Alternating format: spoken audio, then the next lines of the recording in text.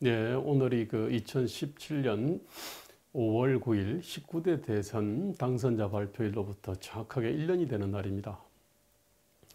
그 인수위 없이 바로 이제 그 이미 대통령 임기를 시행을 했지 않습니까? 그래서 이제 대통령 지지율을 이렇게 쭉 그 역대 대통령 당선자들하고 이제 쭉 비교를 해봤습니다. 해보니까 이 한국 갤럽 조사입니다. 갤럽 조사를 보니 문재인 대통령이 평균 1년 평균 지지율이 74.25%가 나옵니다. 역대 대통령 중에서 제일 높은 지지율입니다. 그 문재인 대통령 다음으로 74%를 기록했던 김영삼 대통령이 있고요. 그리고 63%를 기록했던 김대중, 51.75%를 기록했던 박근혜, 50.33%를 기록했던 노태우, 37.25%를 기록했던 노무현, 최하위는 32.25%를 기록했던 이명박 순서가 되겠습니다. 아마 뭐 한국 갤럽 조사하고 아마 거의 동일한 방법을, 동일한 설문을 던져서 아마 이런 그 조사를 했기 때문에 이 조사는 뭐 나름대로 충분히 신뢰할 수 있다고 이렇게 생각을 합니다. 물론 역대 대통령들은 보통 인수위를 거쳤습니다. 인수위 한 2달여를 거치면서 그때 이제 항상 그 인사추문들이 일어납니다. 그 다음에 또 인수위를 하게 되면은 인수위원들이 이렇게 또 헛소리를 좀 합니다, 사실. 그러면서 이제 대통령 지지율을 갖다가 갉아먹는 거죠. 그런 점에서 이제 같은 1년으로 좀 보기 어려운 측면이 있습니다. 다른 대통령들은 1년 한 2개월에서 1년 3개월에 짜리 평가였다 그러면 그 문재인 대통령은 딱 1년짜리 평가입니다. 근데 대통령 지지율은 저기 그림에서 보다시피 그 시간 앞에 장사는 없습니다. 경향적으로 떨어집니다. 어쨌든 그럼에도 불구하고 그걸 감안한다 하더라도 문재인 대통령 지지율은 상당히 높은 편이라고 얘기할 수 있습니다. 물론 이제 세부 정책으로 가보면은 좀 상이합니다. 예컨대 남북 관계 관련된 어떤 정책에 대해서는 지지율이 거의 90% 정도에 육박을 한다고 알려져 있고요. 교육 정책이 뭐 30% 40% 되고 뭐 경제 정책도 50% 이하라고 이렇게 알려져 있습니다. 근데 이제 뭉뚱그리면은 이렇게 이제 되는 겁니다. 근데 오늘은 왜 이제 이런 현상이 벌어지는지에 대한 얘기를 갖다가 좀 말씀을 드리려고 합니다. 크게 보면은 이제 뭐 남북 관계하고 이 경제인데, 그 다음에 또 한편으로는 지지율이라고 하는 거는 항상 비교 대상이 있지 않습니까? 근데 비교 대상이 키 작은 사람이라 하더라도 키가 더 작은 사람하고 비교를 하면 커 보이는 겁니다. 그러니까 박근혜 어떤 이 전 정권, 박근혜 그 정권에 대한 어떤 기억들이 국민들의 어떤 머릿속에 생생합니다. 그러다 보니까 아무래도 이제 주된 비교 대상이 박근혜 정부일 수밖에 없는데 그 박근혜 정부와 비교를 했을 때 문재인 정부가 박수갈채를 받을 수 있는 여러 가지 요소들이 있습니다. 일단 뭐 소통을 잘 했지 않습니까? 여러 가지 이벤트도 뭐 나름대로 잘 했고요. 그리고 남북 관계와 관련해 가지고는 사실은 이명박 박근혜 정부가 크게 보면은 대북 압박 봉쇄 정책을 이렇게 펼쳤다고 볼 수 있습니다. 이명박 정부에서 사실은 비핵 개방 3천이라고 하는 어떤 정책이 있었습니다. 그런데 이제 이게 결국은 비핵을 전제로 해가지고 경제적 지원을 하는데 핵을 갖다가 내려놓지 않으니까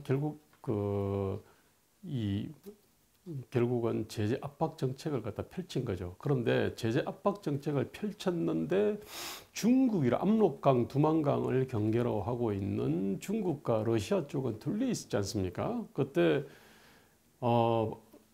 중국과 러시아의 어떤 협조가 그렇게 강력하지 않았습니다. 그러다 보니까 북한에 대해 가지고는 사실은 제재 압박 정책의 어떤 효과성도 그렇게 높지가 않았습니다. 그러면서 또 핵 개발의 어떤 속도를 늦춰 핵과 미사일 개발의 속도를 늦췄나 하면은 뭐 그것도 아니지 않습니까? 이제 그러다 보니까 이명박 박근혜 정부 9년에 걸쳐 가지고 이렇게 취했던 그 이 대북 정책이 별로 어떤 효과를 갖다 거두지 못한 거죠. 그런 점에서 문재인 정부가 그거를 갖다가 좀 획기적으로 전환하는 것에 대해 가지고 일단 국민들 입장에서는 한번 해볼 만한 정책이다라고 이제 생각할 수밖에 없습니다. 그 야당 쪽에서 주로 이제 자유한국당으로 대표되는 야당 쪽에서는 그 판문점 선언이 갖고 있는 여러 가지 어떤 이렇게 그 문제점들이 있습니다. 그거는 이 북한의 어떤 일관된 어떤 그 조선반도 비핵화 정책 그것을 그 말만 살짝 바꿔가지고 낮게 그대로 그냥 삽입을 하는 등 여러 가지 문제점이 있습니다. 그런 점에서 자유한국당의 이 남북 남북 간의 판문점 합의했던 판문점 선언에 대한 어떤 비판적 입장은 분명히 일리가 있음에도 불구하고 그 국민들 입장에서 볼 때는 이전에 9년 동안 해왔던 이 대북 정책에 대해 가지고는 일단 좀 전환을 한번 해봤으면 하는 어떤 바람이 있는 겁니다. 이거는 상당히 국민들 입장에서는 합리적 바람 아니겠습니까? 그런 점에서 박수를 받을 어떤 소지가 있는데 저는 그 자유한국당으로 대표되는 야당 쪽에서는 사실은 이 부분에 대해 가지고 국민들의 어떤 한번 바꿔보자라고 하는 어떤 열망을 좀 제대로 좀 직시하지 못했다라고 생각을 합니다. 그런 점에서 이게 이 자유한국당으로 대표되는 야당 쪽이 국민들의 어떤 빈축을 살 소지는 분명히 있는 거라고 봐야죠. 또 다른 하나는 이제 경제입니다. 근데 이제 이 정부 들어와서 저도 뭐 여러 번 말씀드렸지만은 많은 어떤 정책들이 정말로 이거 개념이 없고 그 내용을 뜯어보면 이거는 경제적 자해를 넘어 경제적 자살이라고 밖에 볼 수 없는 정책들을 갖다가 무수히 많이 펼치고 있습니다. 고용 창출은커녕 이건 고용 압살 내지는 고용 학살입니다. 이게 그 단적으로 그렇습니다. 지금 현재 5대 재벌 중에 4대 재벌이 검찰 수사를 받거나 뭐 기소가 되어 있거나 그렇습니다. 지금 삼성그룹에 대해 가지고는 국가기관들이 사실상 총동원되다시피 해가지고 그 삼성그룹을 공격을 하고 있습니다. 단적으로 이 삼성 계열사 중에 하나인 삼성바이오에 대해 가지고는 뭐 회계 조작 혐의로 해가지고 지금 금감원이 조사를 갖다 하고 있습니다.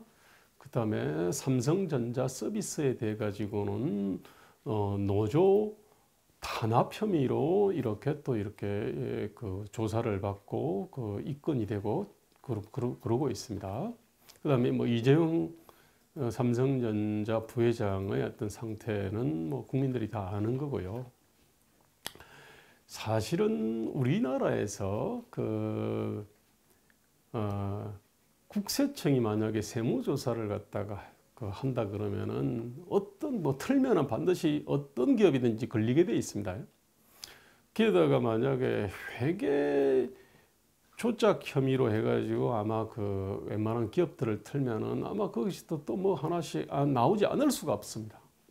그리고 한국의 어떤 노동조합이라는 게 기본적으로 기업 횡단적인 어떤 근로조건의 표준, 즉 노동시장의 공정가격을 추구하는 것이 아니고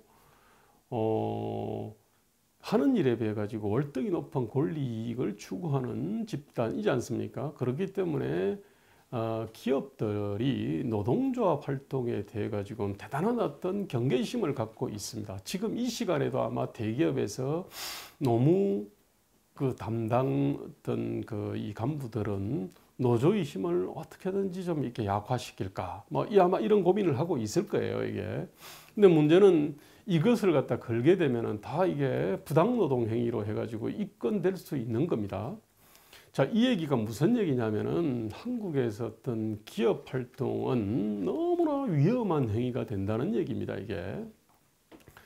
자, 청년 일자리 문제든 고용 창출이든 기업들의 어떤 국내 투자와 고용이 관건입니다. 그런데 국내 투자와 고용이 너무나 위험한 어떤 행위가 됐습니다. 이런 상황에서 기업들이 국내 투자와 고용을 늘리는 것이 쉽지 않습니다.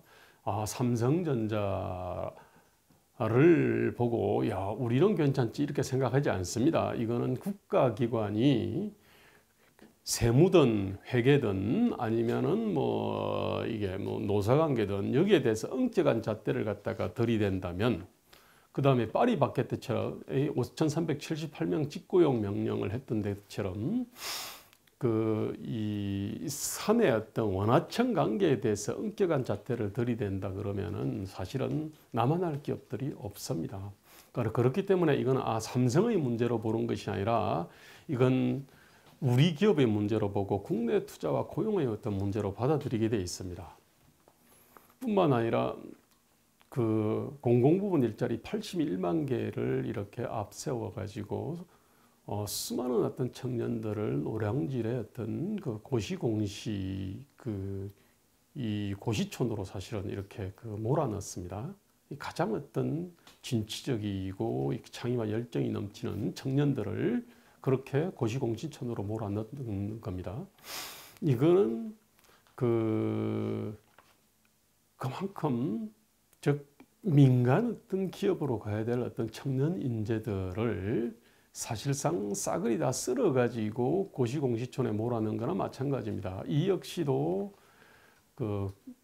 기업의 어떤 성장과 발전에는 아주 치명적인 어떤 정책이라고 볼 수가 있습니다. 자, 이렇듯이 경제 정책에 관한 거의 이거는 경제적 자해를 넘어 경제적 자살이고 고용 압살을 넘어 고용 확살 정책입니다. 문제는 이럼에도 불구하고 우리 어떤 야당들이 이 문제들에 대해서 아주 날카롭고 집요하게 공격을 못하고 있는 겁니다, 이게.